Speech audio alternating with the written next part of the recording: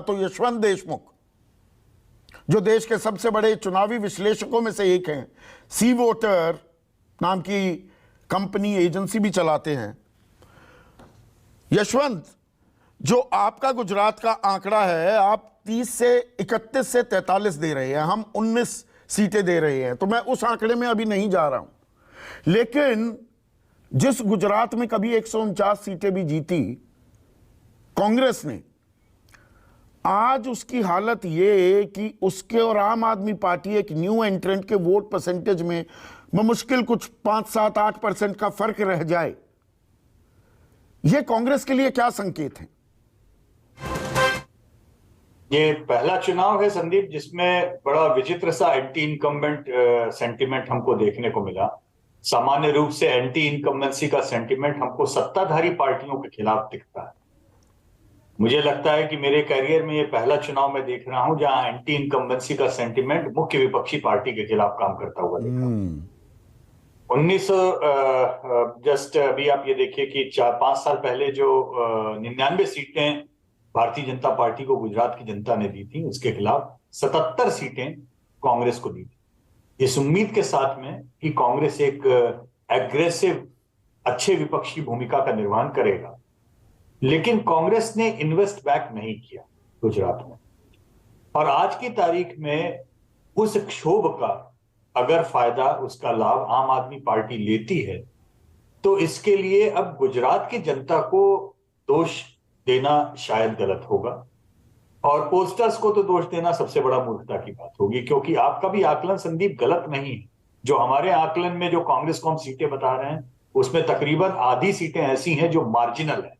Marginal से मतलब यह है कि जब हार जीत का पहली और दूसरी पार्टी के बीच में वोट शेयर का गैप बहुत ज्यादा बढ़ जाए, तो सामान्य रूप से मार्जिनल सीट्स जो हैं वो जीतने वाली पार्टी के पक्ष में ही जाकर दिखाई देती। और गैप का आलम यह है कि 5 साल पहले कांग्रेस और बीजेपी के बीच में जो 8-9% का गैप था, वो इस बार गैप बढ़ के ऑलमोस्ट 20% का दिखाई। हमारा गैप बता रहा है 24% का गैप हो गया, 26 और 50। पिछली बार 8% का गैप था, 8.5% का। इस तरीके का गैप जब होता है तो सामान्यतः मेल्ट डाउन की शुरुआत होती है। और अगर आम आदमी पार्टी यहां से इस मेल्टडाउन का लाभ लेकर के अगले 5 साल में गुजरात की जनता के बीच में बनी रहती, तो शायद अगले आने वाले सालों में वो एक मुख्य विपक्षी दल के तौर पर और मुख्य चैलेंजर के रूप में अपने आप को स्टैब्लिश कर लेते। तो मतलब जो दिल्ली में हुआ, जो पंजाब में हुआ, और उससे पहले ये तो आम आदमी पार्टी ने किया, उससे पहले उत्तर प्रदेश में हमने होते देखा, बिहार में हमने, पश्चिम बंगाल में भी होते देखा है, महाराष्ट्र में चौथे नंबर की पार्टी बन गई। तो कई ऐसे सूबे जहां एक छत्र राज था कांग्रेस का, वहां वो हाशिए पर जाती दिख रही है। संदीप, टाइम गैप कम होता जा रहा है। अगर आप ये देखें, पश्चिम बंगाल में हाशिए में जाने में उनको 25-30 साल लगे, उत्तर प्रदेश में हाशिए में जाने में 15 साल लगे, दिल्ली में हाशिए में जाने में लगभग मैं अभी भी कहूंगा कि 7-8 साल लगे, क्योंकि 2019 के लोकसभा चुनाव में शीला दीक्षित जी जीवित थी, चुनाव लड़ी थी, और उन्होंने कांग्रेस को नंबर 2 की पार्टी 2019 में दिल्ली में बना दिया। लेकिन अब एमसीडी की जो ट्रेंड्स आ रहे हैं, जिस तरीके के एग्जिट पोल के, 2009 की बात कर रहे हैं आप? 2019 की? 2019 की बात कर रहा हूं। अच्छा, वोट परसेंटेज में, ठीक है। दिल्ली के लोकसभा चुनाव में कांग्रेस नंबर 2 थी, और अब जो आपके एमसीडी के ट्रेंड्स आ रहे हैं एग्जिट पोल में, उसको देख करके तो लगता है कि वो लगभग प्रोसेस टर्मिनल डिक्लाइन की कंप्लीट हो चुकी है। पंजाब में घटते घटते उसको लगे 7 साल या 5 साल, बोले 5 साल पहले वो मुख्य विपक्ष की भूमिका में आई और पंजाब में स्वीप कर गई कांग्रेस को रिप्लेस करके। मुझे लग रहा है कि ये डिसइंटीग्रेशन की या मेल्टडाउन की प्रोसेस आप इतिहास में देखिए तो 20-25 साल से 10-15 साल, 10-15 साल से 5-10 साल, और 5-10 साल से अब लेस देन 5 इयर्स की ओर जा रही है, क्योंकि आज की तारीख में केवल पार्टी के इतिहास को देख करके लोगों ने वोट देना बंद कर दिया है संदीप। आज की तारीख में लोग देखते हैं कि आप जमीन पर कितना आ रहे हैं, कितना हमारे बीच में हैं। पिछले 5 साल में 77 सीट देने के बाद में भी कांग्रेस के नेता कितना जमीन पे दिखाई दिए आपको गुजरात में? आप 5 साल को मारिए गोली संदीप। पिछले 5 महीने में अरविंद केजरीवाल नाम के शख्स ने गुजरात रौंद दिया जाके। और कांग्रेस कहां फंसी थी? मैं उसमें गलत नहीं कह रहा हूं, हर पार्टी को अपनी यात्रा और अपनी स्ट्रेटेजी बनाने का हक है, लेकिन जिस समय केरल में 19 दिन गुजारते हैं राहुल गांधी, वो 9 दिन नहीं दे पाए गुजरात को जहां पे चुनाव था। केरल में 19 दिन देकर के क्या हो जाएगा संदीप? 20 में से 19 लोकसभा सीटें यूपीए ने जीती थी केरल में, हो सकता है दोबारा 19 जीत जाएं, लेकिन क्या केरल में लोकसभा सीटों की संख्या 20 से बढ़ के 40 हो जाएगी? ये नहीं होने वाला है। आप एक बात ध्यान रखिए, 50 के आसपास जो कांग्रेस की सीटें आई, आपने संदीप पूरा कैलकुलेशन दिया, एक छोटा सा कैलकुलेशन उसमें ऐड करना चाहूंगा।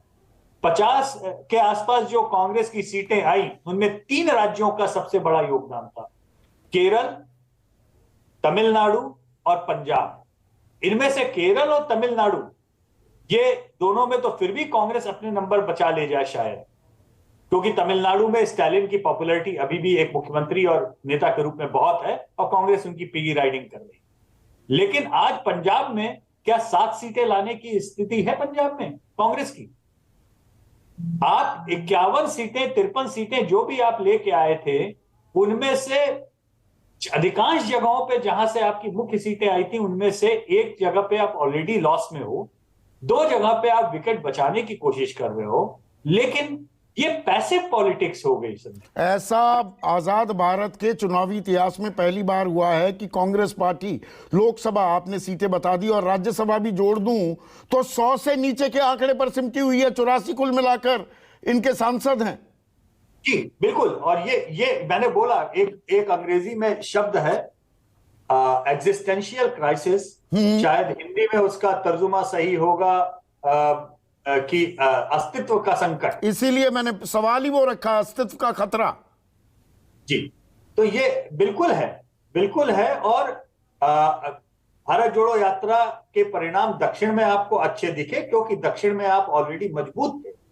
केरल में टाइमिंग भी चीज होती है ना Yashwant, timing is of essence कि आप भारत जोड़ो यात्रा करेंगे सही समय पर, कब निकालें? आप वो दिसंबर में निकाल लेते चुनाव के बाद, या बीच में 2 महीने का लैग होता। आपने अभी संदीप बोला, जिस नॉन एग्जिस्टेंट एंटिटी की बात आम आदमी पार्टी की हम गुजरात में करते हैं, हमारे ट्रैकर में 6 महीने पहले जब हमने शुरू किया था, मुश्किल से 2.5-3% आम आदमी पार्टी का ट्रैक्शन था वहां पे।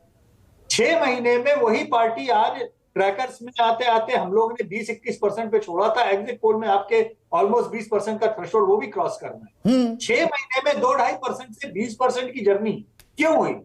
केवल इसलिए ना कि आम आदमी पार्टी और अरविंद केजरीवाल वहां पे जाके अटके रहे, कैंपेन काम करते हुए दिखाई दिए।